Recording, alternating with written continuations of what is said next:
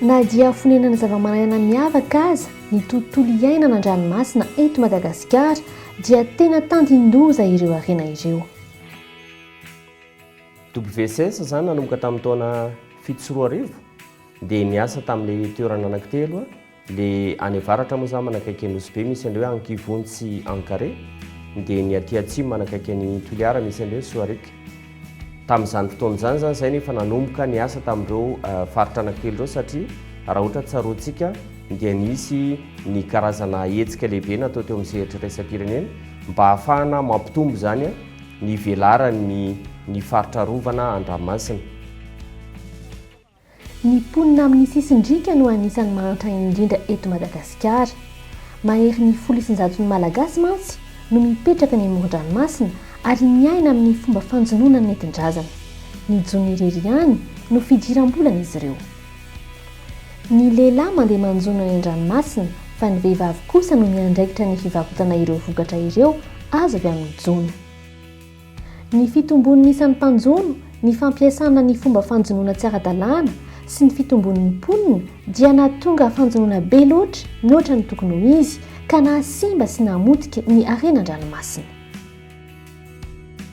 Dia noho ireo karazana tsindry lehibe hita ireo zany no nafahan'ny WCS amin'ny sehatra eo anivon'izay eo ny fitantanana maharitra an-dranomasina amin'ny asa fitantanana eny fotony faritra arovana an-dranomasina na ny hoe aire protégé na aire marine protégé. Ankoatran'izay hoe fitantanana eny fotony izay dia eo ny resaka siansa fikarohana ara-tsiantifika zany atao hoentina manohana izay asa fitantanana eny fotony izay. Dia ny anisan'ny lohalaharana ao anatin'ny asa atoan'ny WCS ihany koa fitantanana maharitra ny asa fanjonoana. Raha tiana ny hampaharitra ny asa fiarovana atao any an-toerana dia misy fiaraha-miasa mila apetraka. Telo dia niara niasa ny mponina manodidina ny faritra arovana sy ny WCS ary ireo manam-pahefana ny toerana izay antsoina amin'ny anarana hoe COS. Ny COS moa zany dia mipetraka ho ray aman-dreny ara-panjakana ka ny andraikitra voalohany zany dia misahana ny ara administration sy misahana ny mahara-panjakana zany manara-maso akaiky dia tena midina any fotony mihitsy miara-mivory miankadre ny fikambanana zany dia milatsaka mihitsy manao terrain mijery hoe inona no zava-bita hatramin'izay nanaraka ny toromarika ve ny fikambanana. Samy manana andraikitra sahany avy ny mpiara-miasa tsirairay mba halavirary sy hampaharitra ny asa fiarovana ny harena an-dranomasina. WCS moa zany atao hoe tantsoroka, tsy maintsy misy zany ny fepetra raisina ihany koa amin'ny ara-tsosialy sy amin'ny resaka fiarovana ihany koa. Ny kapasitena ny fahaiza-manao dia tsy ho tonga velively zany raha tsy misy ny fampiofanana sy ny enti-manana manatanteraka azy, dia ao anatin'izay koa zany no tena miditra ny WCS. Ny tetikasa dia mampiditra mivantana ireo mponina manodidina ny faritra arovana ireo ao anatin'ny fahefana manapa-kevitra momba ny fitantanana, fomba fahamahana ny olana, fampiharana sy fanentanana momba ny tombotsoa azo avy amin'ny fiarovana ny harena an-dranomasina ary ny fifampiankina ny asa fivelomana sy ny fitrandrahana ny harena.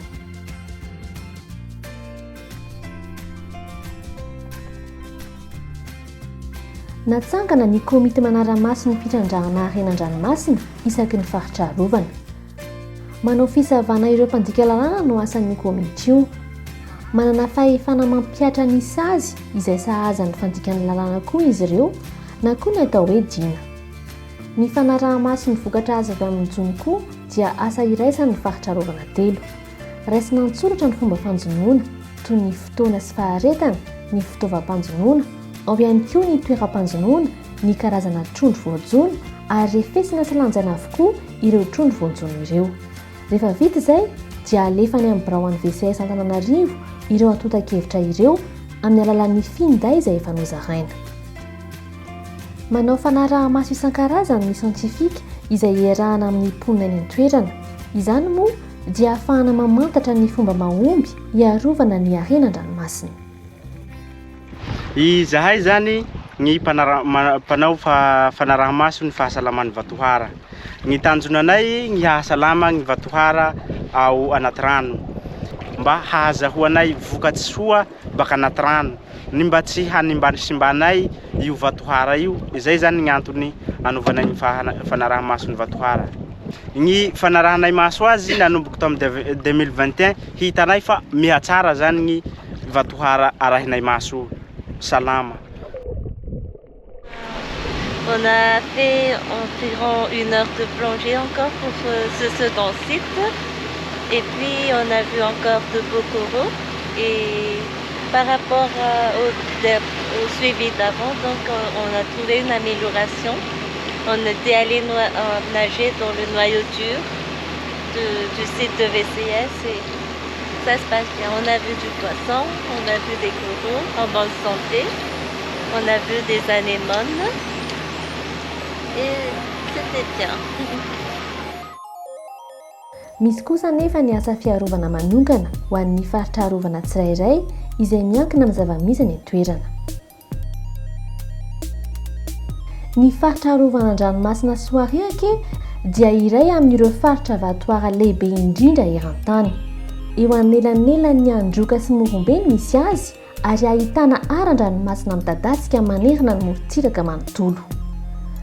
Any amin'ny 70 kilometatra avaratry ny toliara no misy ny faritra arovana an-dranomasina Soariake izay mirefy 8,3 hektara mahery ary ahitana tanàna 4 lehibe miorina eny morontsiraka. Mahery ny 4,000 ny karazana biby an-dranomasina hitany. Misy karazana antsantsa 12 farafahakeliny, karazana sokatra an-dranomasina 4 ary karazana cétacé 12 isa. Iray amin'ireo toerana vitsy eto amin'izao tontolo izao onenan'ny solakanty Soariake izay karazana trondro efa ho 400 tapitrisa ny taonany. Ny antony nananganana birao Soariake amin'ny faritsy Soariake dia izao. Na dia zahay koa mahafantatra fa tena mila fiarovana tokoa ataon'ny Soariake. Antony nohony fari-piainany izahay vezo dia fa tsy tena mahomby tokoa tahaka ny taloha amin'ny enti-paharazana. Ny antoka zahay fa hiaro ny tontolo iainana eny an-dranomasina. Tsy any anaty ranomasina ihany akory no voakasiky ny asa fiarovana fa ny any amoron-dranomasina ihany koa sy ireo toerana manodidina azy. Ho an'ny faritra Soariake manokana, rehefa miakatra ny rano na rehefa avy be ny orana dia betsaka ny fasika lasa ny anaty ranomasina satria tsy misy azo ny sisin-dranomasina. Izay zany manimba n'ilay vatohara ao anaty ranomasina ao sy ireo oriana zany toditra n'ilay fasika dia anisany loza manambana ny faritra rovana. Dia nanaovana n'ity fambolena ity zany misy toerana zany narovana tamin'ny alalan'ny reto laloasy reto fa ny barazena napiakarina ambonimbony zany ilay niveau mba hahafahan'ny rano zany hoe tsy mandalo amin'io toerana io koa izy zany fa bloqué any ambadika any. Système faharoa koa zany nampiasaina natao tato amin'ny Soariake zay dia eny amin'ny vohipasy be zany na nidinona ny fiantsoantsika azy namboly laloasy zany no fenona laloasy zay le tamboho-pasy le toerana mba hahafahana miaro azy. Hita tsapanay zany fa misy fiovany lehibe zany nandritran'izay ataontsika hoe 3 taona nanaovana an'izao asa zao zany. Mba hanatsarana ny fari-piainan'ny mponina manodidina ny faritra arovana dia ilaina ny mamorona asa ahafahan'izy ireo miantoka tsara ny fiainany. Ny mponina ato amin'ny faritra Soariake zany dia amin'ny ankamaroany zany dia mpanjono. Eo amin'ny 70% ny mponina zany dia mpanjono. Izany hoe ny tsindry na ny pression eny amin'ny resource eny zany dia ambony be. Sarotra amin'ny fokonolona ny miaro ny resource raha ohatra ka nona ny kibo raha ohatra ka ratsy ny fivelomana. Dia izay indrindra zany mahatonga anay ataon'ny WCS zany nametraka ny asa fampandrosoana ny ara-toekaraina sy ny ara-tsosialy aty amin'ny faritra arovana an-dranomasina Soariake. Ny voalohany amin'izany dia ny fambolena lomotra na ny hoe ny algoculture zany. Dia eo ihany koa ny fanaovana fiasaly na ny poisson fumé. Eo koa ny resaka fampiroboroboana ny fizahan-tany. Misy koa ny fiompiana zanga. Dia ho an'ny vehivavy izay fanaovana zaitra, ny rary, ny vehivavy zany atao faritra Soareka dia manana bungalow communautaire izy a, dia avy eo koa zany zahay manao ny atao hoe caisse bleu, ny ampahambola azony zany a dia arotsaka ao anaty kesy izay atao tahiry dia azo trosana. Ny fikambanana Soareka dia tena nahavita dingana lehibe tokoa. Raha taloha izany nanano sarotra ny fanakalozan-kevitra teo amin'ny fanatanterahana ny asa satria faritra anjonoana zany lasa ho faritra arovana dia somary nisalasala ry zareo. Fa rehefa tena tapa-kevitra izy dia amin'izao fotoana izao dia izy tanteraka no manatanteraka ny asa. Efa tsy mila ny fahatongavan'ny WCS any an-toerana rehefa manao ny asa fiarovana ny fokonolona.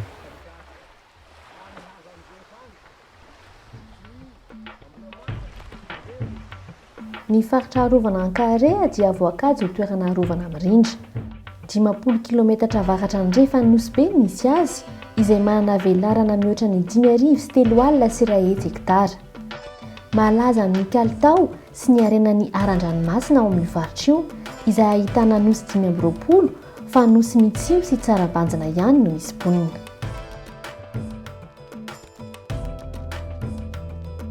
Ny sokatra an-dranomasina koa dia anisan'ny mampiavaka ny faritra arovana, toerana fisakafoanany sy fanatodisany mantsy io faritra io. Ny mampiavaka sehatra Ankarea aty zany, voalohany misy karazany biodiversité maro aty, misy resaka récif, misy resaka herbier, ary misy koa karazany fano zay magnatody tsy fihita sy hoe karazany coquillage zay tena hita mampiavaka izy koa, ary misy toerana zegny fagnatodizany vorogno an-dranomasina zay hita hoe fa tena tsara iarovana ilay izy satria hoe ahina olany tamingana. Ohatrany any amin'ny faritra arovana hafa, misy ny fikambanana antsoina hoe Ankarea any amin'ny Nosy Mitsio. Ny fikambanana moa dia miandraikitra ny asa fitantanana ny arena voajanahary arovana rehetra. Ny antony fikambanana Ankarea zegny nagnanaovana azy io zay satria fahita zay fa ny vokatra an-dranomasina fa ny ahely, ny aratsy, ny atsisy, fa somary sahirana zegny ny vahoaka Nosy Mitsio ka nahita WCS zegny nagnentana tsapa fa na tsapa olo rehetra fa tokony atao dia nagnaraka ny fagnentana nataondreo satria olany tamingana le raha agnatin'ny ranomasina. Ny fanaraha-maso ny ahitra an-dranomasina dia asa fiarovana mampiavaka ny faritra Ankarea. Ya fiarovana resaka hoe fano, avao le fitarimiana le sakafon'ny fano koa zegny, le misy gazon algue nino gazon agnatin'ny rano izy, igny koa zegny agnatin'ny le fiarovana be zegny ataony ato amin'ny association Ankarea zegny. Zay no fampandrosoana misy aminay aty, culture maraîchère. Dia anatin'izany zany resaka hoe jardin, fambolena. Dia faharoa manaraka zany resaka caisse bleu, bankin'ny tantsaho izy ny fitenenana. Dia fahatelo avy zany dia resaka fampandrosoana ho an'ny vehivavy miralenta.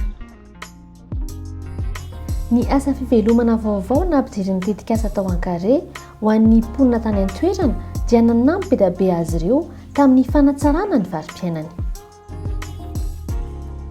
Mamboly tomaty, brangelle, angivy, angmafana, sake. Ya magnampy amin'ny tokantragnonaka ampianariko ireo zanako aminany ity.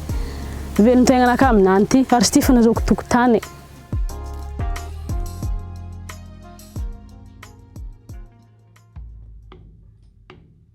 Eo avaratra andrefana Pasindava no misy ny faritra arovana Kivonjy, izay ahitana tanàna miisa 540 eo ary mizara ho fokotany 7. 7,3 hektara no velarany ary misy nosy maromaro mandrafitra azy. Tamin'ny taona 2024 dia nahitana mpanjono avy amin'ny faritra hafa mitrandraka tsy ara-drara ny arenan-dranomasina tao Kivonjy. Noho izany dia simba ireo arenan-dranomasina ireo ary nanomboka tsy nahitana karazany maro intsony. Tapa-kevitra zay izy mba hiaro hitantana ny arenan-dranomasina zegny dia namorona fikambanana. Entinay hiaro sy hitantana ny arenan-dranomasina. Rehefa natao zegny le fitantanana zegny dia misy lalàna misy dina nentinay zegny mitantana le arenan-dranomasina. Ary amin'izao zay hita fa mba hitanay aty fotony vokany zegny le arenan-dranomasina. Amin'izao fotoana zegny fa misy azan-dranotsika teo zegny fa miverimberigny. Ny faritra arovana Kivonjy dia malaza ho toerana fanatodizana sokatra maitso sy ny sokatra antsoina hoe imbriqué. Toerana fanatodizana 5 no fantatra amin'ny fomba ofisialy. Ty zany fantarina hoe le tany misy antody. Fantarina hoe fa eto zany le antody. Satria amin'ny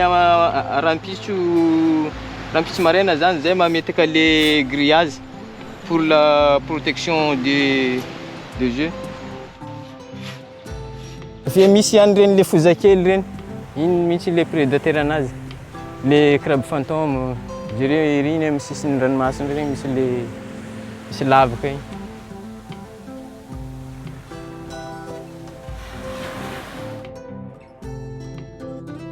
Manan-karena amin'ny alaonky ihany koa ity faritra ity, izay isan'ny arovana ihany koa. Ny alaonko dia mahatratra amin'ny 790 hektara ary ahitana karazana ongo 7. Ho fitandrona izany harena izany dia manao fisafoana amin'ny alaonko ny mpikabana ao amin'ny WCS mba hisorohana amin'ny fandripahana ny ala izay amokarana arina fandrehatra satria efa matety pitrangany amin'ny faritra izany.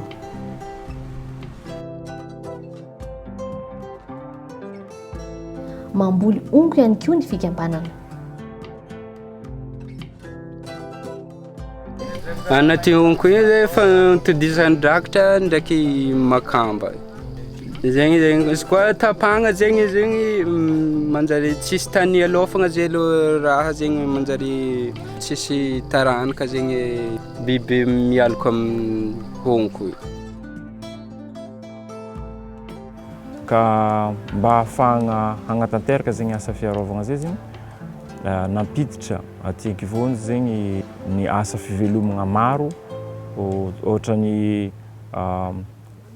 fambolena agnana zegny natao aty, eo koa moa ny fagnanovagna laoksira, fagnatavezagna drakatra zegny misy aty aby zegny ary fagnatsaragna ny fandraisagna vahiny ary fitondrasagna regny vahiny zegny mba hitsangatsanga hizaha toerana maliagna maro amin'ity faritra ity.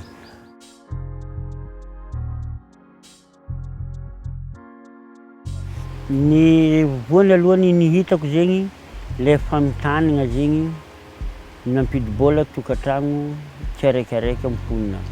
Iny zegny ny hitako.